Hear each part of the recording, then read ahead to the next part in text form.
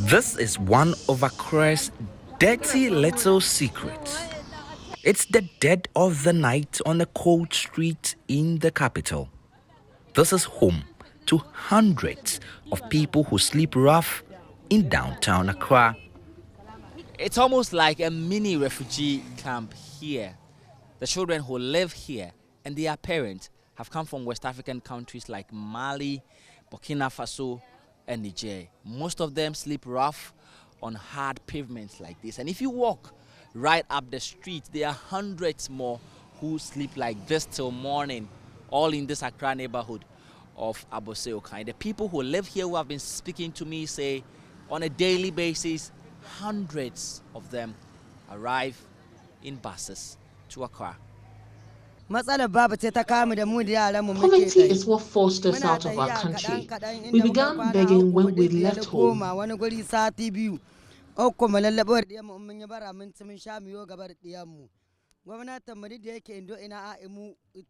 We spent 3 months on our journey with our kids.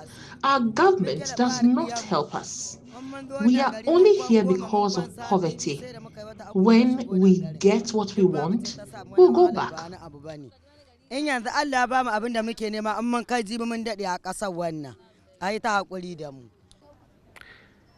Habibu Ademu is 10. Like many of the children here, his parents brought him from Niger.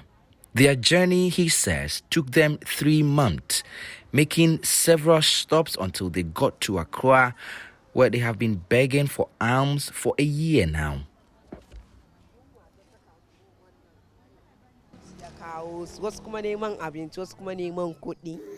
Some came for food, but others are also looking for more.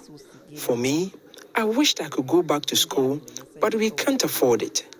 This is the reason we came to beg. We have been here for 2 weeks now. If my mom had money, she would have educated us. There are some beggars who want to make money from begging, to even build houses, but ours is just to feed and go back to school.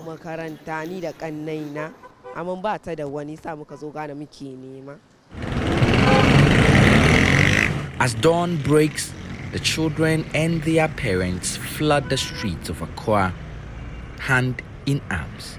This is the Achimota overhead on the busy N1 highway. They run after every car in sight. They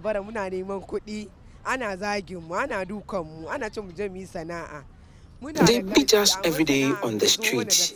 They abuse us. They ask us to go and work because we are able. One day, a car ran over my hand and it got broken. This job is tough.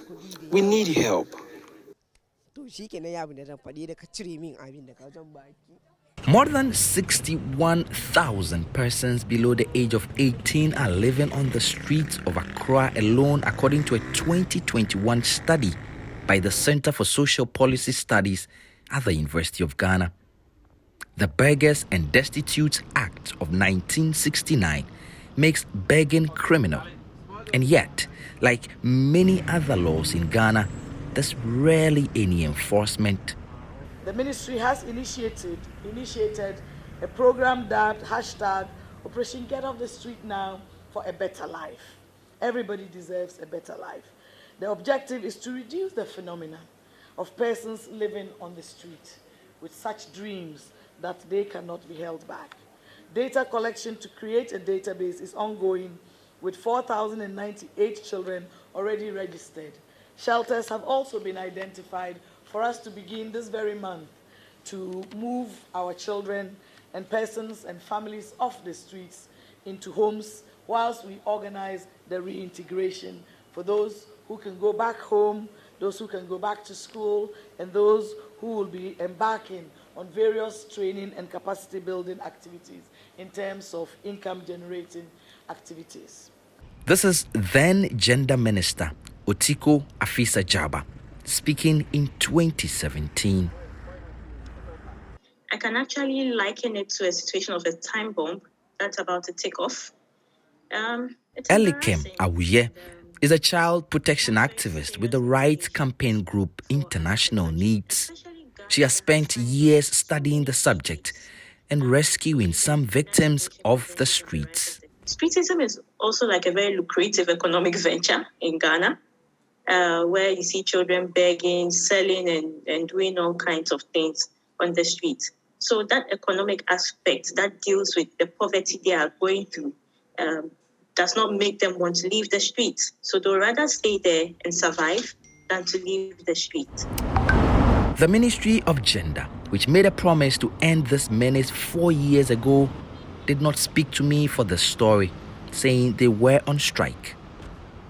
It's also part of the reason we have high numbers of adolescent pregnancies, drug abuse, HIV, kidnappings, and all that, which are very, very serious issues. I remember a girl once told me how through the traffic, men give out their numbers. They write their numbers on small pieces of papers. And, they are sitting in luxurious cars and all, so they look rich. So these girls will call, hoping that they'll get something in return. And sometimes the men come, sleep with them, infect them, impregnate them, and they are gone. And so they can't even find the fathers of their children. Back on the streets and right at this traffic light elsewhere around Kokomlimle, another suburb of Accra, the kids are hard at work. With them, minors as young as 2. Road users seem to have had enough too. Sometimes you feel like giving them something, but the more you give, the more it's like you're encouraging them to do it. I don't like seeing the mothers and the parents sitting there whilst we see these children crossing through the traffic and everything. I don't know. No, with these motor riders, the motorbikes passing in between the traffic, I don't think it's safe for them to.